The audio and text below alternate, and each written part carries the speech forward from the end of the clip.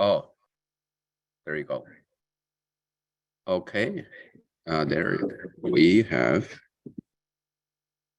our slide. It's a little too small. Let's see how, where can we get it bigger.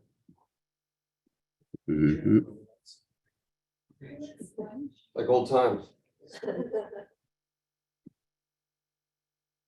Here we are.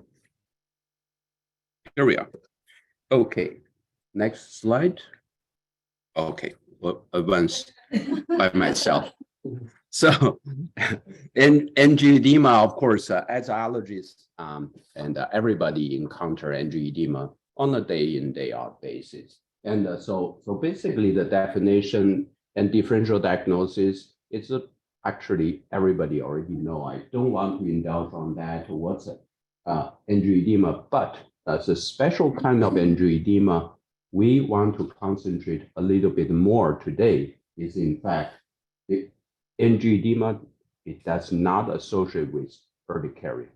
So angioedema accounts for about, for a person's lifetime, and or in the general population, 7.8% of people in their lifetime may have at least one episode of angioedema. So of course, some older statistics, 1 in 10 people may have experienced angioedema. So it's a very common condition. Significant proportion of those cases are presented to the allergists, and especially those people without urticaria and it's recurrent, 7.4%. I was rough. And so basically, if they are not associated with any clear trigger, and they are not associated with urticaria, and that's actually still quite significant number of people. And the current WAO guideline is people with recurrent angioedema without any urticaria, you need to work up for HAE diagnosis. This is the guideline. So this is something I'm sure you all know about it. Okay, and my finger still works. And so the classification, and right now they actually have a few of the current updates. And this is the major meeting in Sicardi. They actually, in Italian, they talk about what type of angioedema, and they usually, and this is, and without urticaria, how is it respond to treatment, and of course, and identifiable causes, and idiopathic are the type of angioedema most challenging, and the hereditary, in fact, fortunately, it is only accounts for a small proportion of people who have angioedema as the current understanding. So, and when we are talking about the hereditary form, this is what we are concentrating today. And I'm sure everybody already know what's the traditional form of HAE. That's a C1 esterase inhibitor. They usually hallmarked by dysfunction or decreased C1 inhibitor production, type 1, type 2. And then used to be, there is a term they call it a type 3. And of course, some people even say type 3, type 4. But in general, we try to stay away from that type 3 type of nomenclature. Instead, we just say HAE with normal C1 inhibitor. And we have 6 identified genes associated with this type of angioedema. They actually have a specific name for each one of them. So because in the very beginning, people talk about type 3, oftentimes they are talking about factor 12 mutation. And then all the subsequent, they start to have people say, call it type 4, type 5. It's become very confusing. We abandon that. And so this is, even this, we stop to say, and this is basically, it's a C1 serpin mutation driven disease. And of course, and there are unidentified HAE, and I'm sure as time passed by, we are going to identify more potential mutations. And the diagnosis, I think I think you guys already know Dr. Riddell, Dr. Bruce Zerl had a given talk in past. They already have a very extensive discussion on this topic. I don't want to indulge on that. We are talking more for the concentrating on the laboratory diagnosis. The diagnosis and for HAE by history alone is not sufficient. And the people, because angioedema is common. So you just say, mom has angioedema and son has a recurrent abdominal pain. And that itself is not necessarily confirmed the diagnosis. And this is something I think great majority of people, and we want a confirmation, not by history. Even they have a swelling on hand, it could be something else. We do have a family, they have father has HAE, and then 5 children, none of them have C1 inhibitor deficiency. So, but those people doesn't mean they cannot have swelling. So basically, history alone should be cautious in interpreting or making a confirmatory diagnosis. And of course, the top, this everybody already know, it's widely available and simple, easy as specialist, allergy specialist. When you do the testing, remember, do all of them together. That's personal recommendation, because by the time they see a specialist, that's you. And you have to do all of them, because just do C4, not nearly enough. And plus the C1 function and C1, and you look at the Medicare reimbursement rate, probably at $15 each. So basically, it's not a super expensive diagnostic test. And of course, for additional C1 inhibitor tests, even though it's already published in 2015, and it's not commercially available yet, and not widely available. And chromogenic assay widely used in European countries and in US, primarily in clinical trials, and a few commercial labs available. However, it's not widely available. And cleave the high molecular weight kininogen and so on, this reference paper felt to be more direct measurement of bradykinin metabolism and further confirm the diagnosis of bradykinin-mediated angioedema, not limited to HAE. Of course, the genetic test is something, at least in the last, is something I think everybody already know about that. Genetic test is something we're going to talk about today. And of course, whenever we introduce anything new, we always want to see what's deficient in the current diagnostic test. C1 inhibitor test, that's antigen. This is a function, and the C4. This test alone, by itself, C4, a lot of people may not realize C4 alone without treatment, that's only 70% sensitivity. So basically, and you just do screening tests using C4, you miss a significant proportion of people. And so that's the reason we don't advocate to have single test as a screening test, not sensitive enough. Unlike some other review paper, you probably know, some people say this is up to 95% sensitivity. That's unfortunately, a lot of insurance companies use those paper as an excuse to deny coverage. And it said that your C4 is normal, so this person cannot have HAE. And sometimes we have patients, their C1 inhibitors, they are typically abnormal, but their C4 happen to be in the lower margin or lower end of normal range, but they can't use that as ground for rejection, say C4 is normal. So understand this is, I think for allergies, we should know, and this is currently no test is 100%. When you have a strong clinical suspicion, if the test does not match with what you're expected, additional evaluation is warranted, at least repeat the test.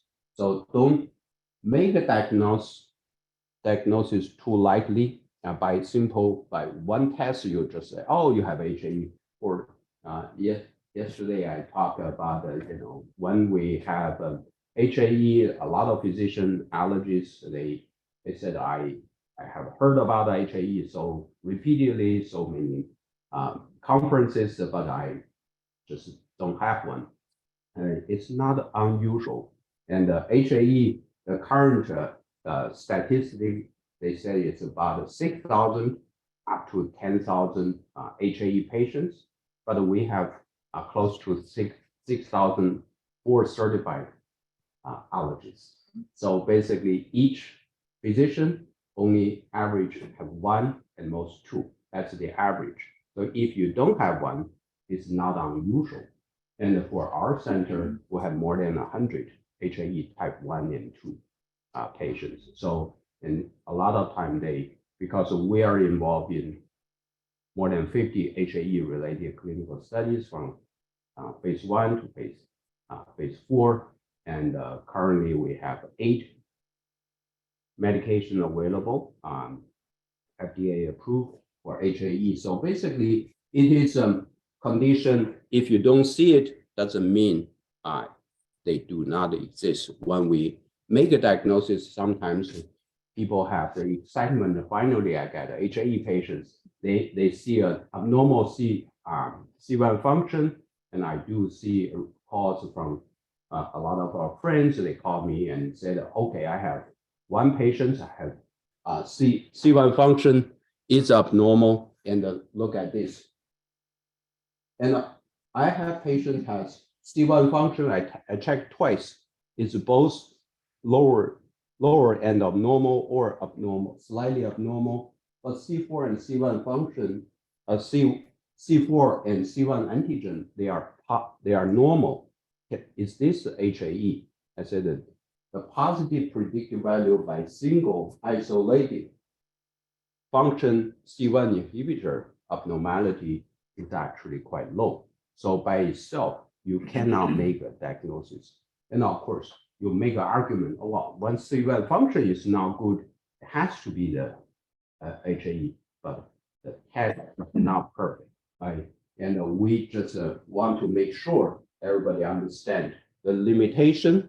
And for making a diagnosis, if you don't have adequate, if all of them are lower than 30–40%, and C4 low, and it's actually pretty convincing. But if only one parameter is abnormal, the diagnosis need to be reconsidered, and especially the treatment for HAE, and oftentimes, especially long-term prophylaxis, is almost like a long-term commitment and a very expensive treatment.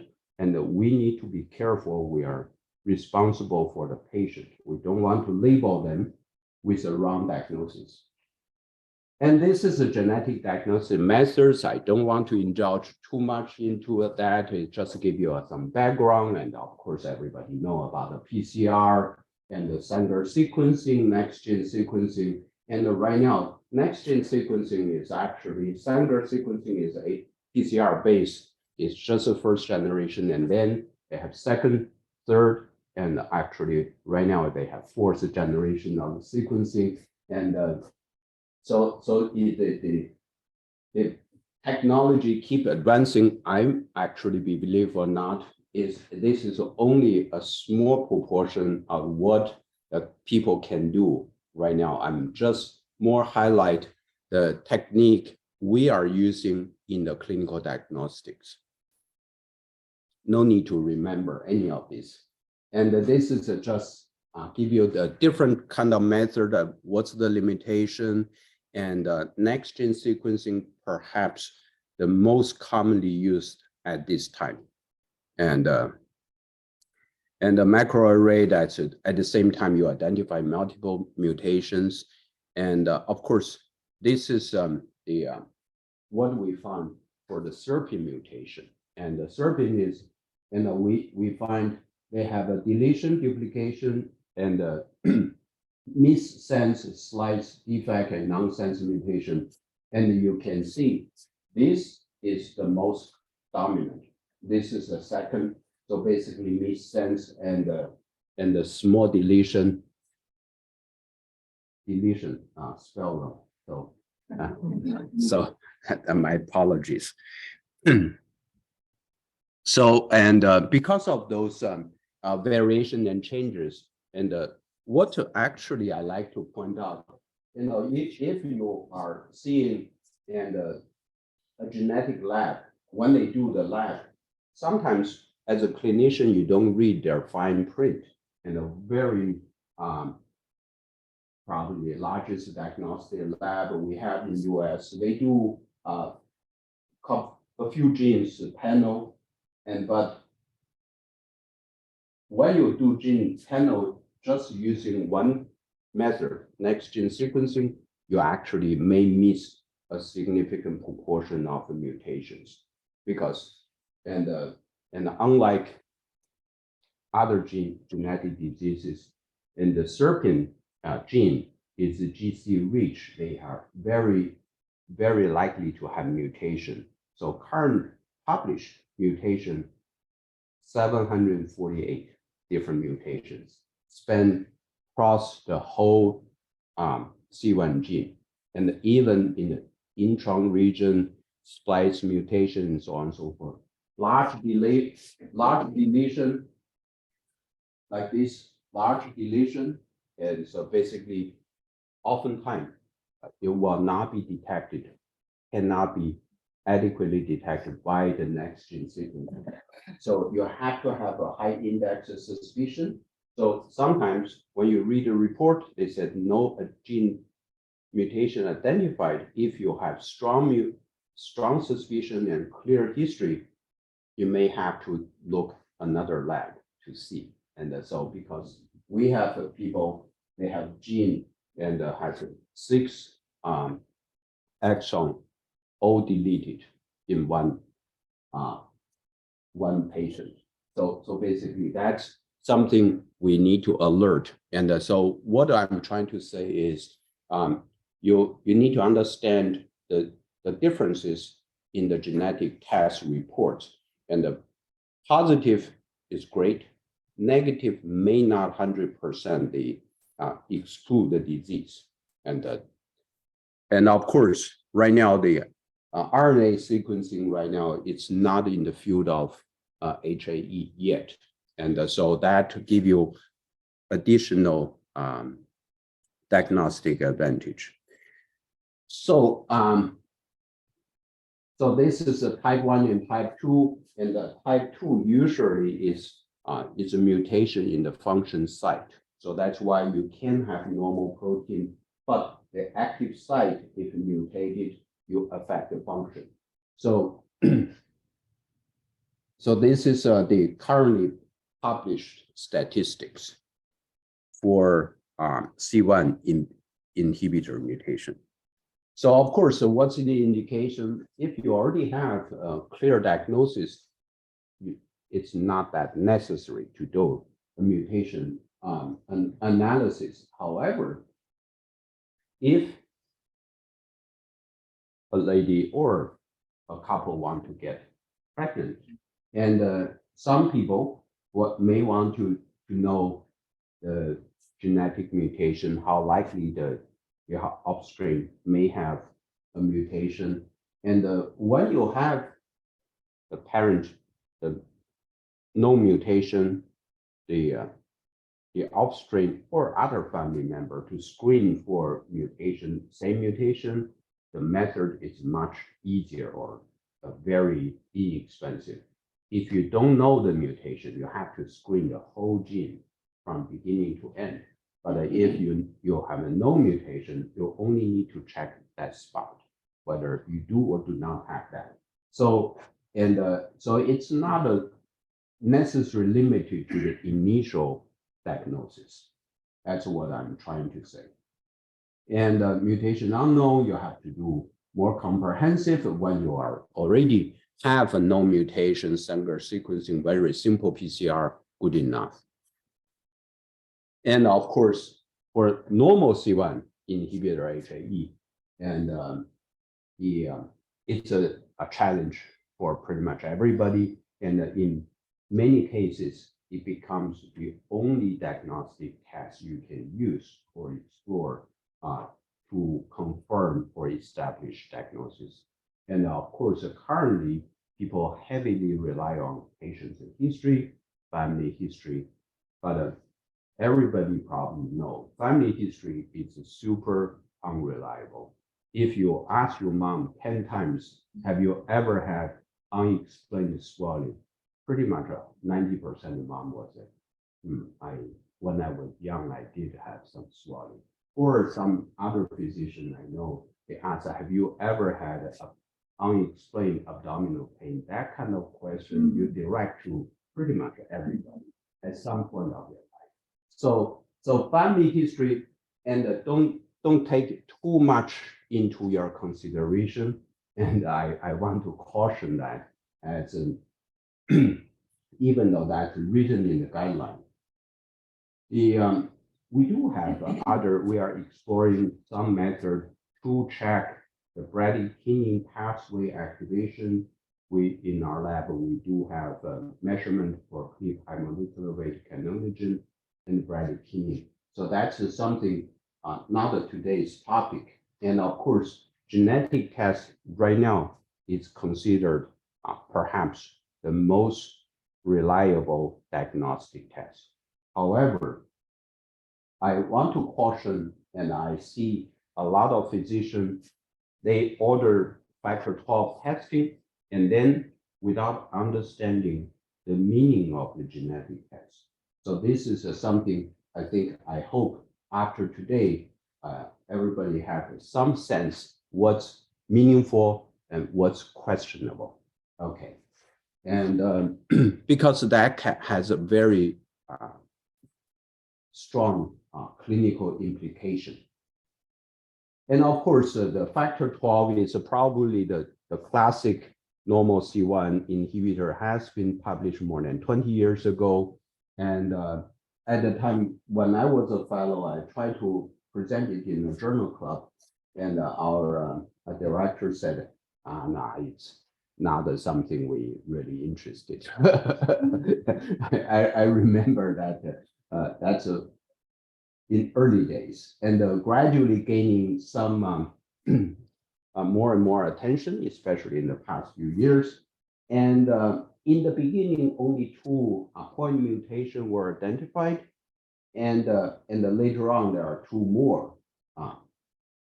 And this is actually very important. We hope everybody try to remember that. I have seen physicians diagnose people with factor 12 HAE. In fact, factor 12 is a very big gene. And so when you have a point mutation other than this 4, you have to put a question mark whether it's clinically meaningful mutation. The reason for that, most mutation cause dysfunction or reduce the activity of that gene. However, for factor 12 mutation, these 2 mutations at least is shown to be a gain of function mutation. So, and that's why right now we have anti-factor 12 treatment currently finished phase 3 study. It's actually inhibit factor 12 activity. If you have a mutation in factor 12, exon 1 to 8, or even, and then you have a point mutation, a missense mutation, whatever. And the missense mutation, usually that's the protein being truncated. They don't have it. And then how can you say have higher function? And you're born with factor 12 deficiency, and you are not supposed to have HAE. And so sometimes that's the irony. A lot of people find the mutation is, I got it, and not necessarily you know what that means. Okay, this is something I like, some precaution, and we have patients come to me, they have the diagnosis, I have HAE type 3, I have factor 12 mutation, Dr. Who made the diagnosis, I'm currently on the whatever treatment, and I actually see it's a simple idiopathic angioedema, and actually high dose of antihistamine should be able to take care of it, and or some of the time.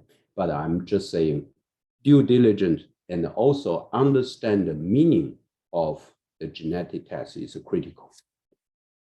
And of course, the same for the other genes, they actually, those are the published mutation. If they are not the same as published, you have to do your due diligence to make sure it's meaningful mutation. It's not like you find a mutation here, it is HAE. So that's what I'm trying to say. And this is a published one, okay? And of course, the unknown HAE, so you need to do whole exome sequencing, right now even whole genome sequencing, and it become realistic. It's not unusual. People start to do. In fact, whole exome sequencing is the method they use to identify those mutations. So this is the cost. It's become tremendously lower. Actually, the first human genome is like $2 billion. And now it's under 1,000 to do the whole genome. This is a whole genome sequencing. This is and how the public attention for the genetic diagnostic test just times alone. I searched this morning. Just actually times alone, I only copied half of what times covered for genetic tests, and from the diagnostics to human gene editing. And so basically those are the things people, the attention to genetic tests is growing exponentially. And this is a consumer-directed growth in popularity. This is in millions. And so that's how much. What do people usually do? Strangely, people usually more care about where they come from. That's, I think, the US phenomena. And that dog too, right? And so this is a consumer, and not a totally necessarily medical, but I do have a lot of patients that bring their very complicated genetic diagnostic tests, panel pharmacogenomics. They come to tell me what asthma medicine they can or cannot use. So, and there are sophisticated patients, but a lot of time is misguided use for the genetic information. And so in our lab, and I put it here, in our lab, I designed a panel for angioedema diagnostic. In past, I was thinking whole genome sequencing is a little bit too costly. Probably we use a panel to detect most relevant genes. So there is a software actually is called a Pathway Studio. They actually, you type in a key molecule. I type in two. One is a C1 esterase inhibitor, the other one is bradykinin. And then they tell you what's the top 50, top 70, and the top 80, top 100 most relevant gene related to those two molecules. That's how I designed this. And the 77 gene is, I started to be 70 and then fine tune a little bit. So we validate that and included all the HAE genes and incidentally, and we validate, we have more than 100 patients performed the study from the HAE patient type 1 and 2. and 59 of them consented. We did that, detect a mutation 100%. And we presented our data in the Quadro AI. So this is a pathway studio. These are the gene. I won't quiz anybody. So I don't even remember half of them. So actually, it was a software, and I didn't do any of those, design and pick. And these are the genes included. This is just for the fun of it. So this is our poster, and certainly our data actually quite pretty much matching what's the data I presented earlier.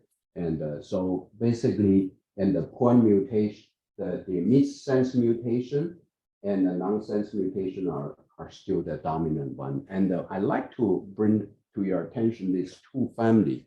The two family, and we see this is a family, and they share the same 3 generations. This is the 3 generations. We see the patients, and with those are the HAE patients, and we find that they share the same SERPIN mutation. However, in our 77 gene panel, we find some people has additional mutations, and you can see here, those are the genes actually found in this HAE with normal C1 inhibitor. However, they are not the same mutation published in those normal C1. So we don't know, and this is a variance of unknown significance. We call it VOS. So basically, genetic tests oftentimes they have those data. We are not sure. There is a mutation, but I'm not sure it's relevant. But we find, and those mutation you can see here, and basically it's not unusual. You find some mutation. That's why I caution people when you do mutation, you want to make sure you find a mutation. Don't jump to conclusion too quickly. Okay. So basically, this actually has a clinical presentation variation. The next family, actually, I seen them more than 20 years. And this family, and I know single one of them for 20 years. So basically, you can see same SERPIN mutation, and these two, he has the most severe clinical presentation. And of all the siblings, these 2 siblings, he has he has the most significant and required, before prophylaxis, almost like weekly or every other week has an attack, frequent ER visit, started to participate in clinical study as soon as there was one. So, and these 2 other siblings, and you can see they didn't have much clinical presentation, even though they have the same C1. And right now, and I saw him probably last week, and he has a Faraday prescription. He said he used once a year or less. So that's how infrequent he is. And so same as the other sibling. So basically, SERPIN by itself may not determine, and the father also has more pronounced disease than these 2 sons, and he was on danazol for like 40 years. Recently, just changed to the holiday, and so he has a mutation shared with his son. His son has one additional mutation, and then not sure whether that's contribute to his more severe clinical presentation. The limitation of the study is currently we just don't have enough, even though we said we have 100 HAE patients, and 100 is still a very small number. And so to to get a very concrete, very meaningful clinical conclusion, it's far from adequate. So we can only speculate, perhaps this may explain the reason why they have more severe clinical presentation than their other two siblings. This two sibling has a much less. And right now he has two children and between 1 and 4 year old, so haven't really gathered their blood yet. And he has a 6-year-old we found has HAE. You looked at genes for bradykinin metabolism to see if these people who have less disease have a gain of function. We actually, the genes included in the 4 genes controlling the bradykinin metabolism are all included in the panel. We just didn't find, and even bradykinin receptor and so on, they are included, like ACE or DPP. And so I'm sure everybody knows ChatGPT. This is for fun. I just asked ChatGPT if I want to do what's the major genetic diagnostic labs, and this is they gave me 5 top ones, and Embry is actually specialized in oncology, and this is for fun. This is not meant to be, and so this actually we know, and this top 2 everybody know, but they don't have HAE diagnostic tests available at this time, and they are just too busy, and they have too many things to care about. And so Invitae is probably the largest HAE diagnostic or not genetic diagnostic company. And they have a panel, they check for 4 genes. And GeneDx, probably it's been around for more than 20 years. And they have a SERPIN gene and factor of codon 328, meaning they only do that 2, the point mutation, they don't do anything else. And that's the reason they have 4 mutations, remember, they don't do others. And Invitae limitation, they don't do large deletion, anything more than 15 base pairs, they don't do it. So they just one run and so on. So they do have their limitation for and of course, if you find a mutation, they are actually Invitae probably cheaper than anybody, and they're just like Amazon. They squeeze everybody out of business. That's what they do. Of course, in Seattle, we say Amazon is great. So Invitae is Amazon for the genetic tests. So and their costs for the angioedema testing and their PID panel, they are for average other lab, you ask any other lab, their cost is below the usual lab running cost. So that's how they squeeze everybody out, and nobody can compete with them. But they lose this. Okay. Well, when do you consider genetic tests? Of course, you have to say when you think it's going to help your clinical diagnosis, differential diagnosis, ultimately, how do you help the patient? That's essentially. And of course, you have research interest versus clinical utility.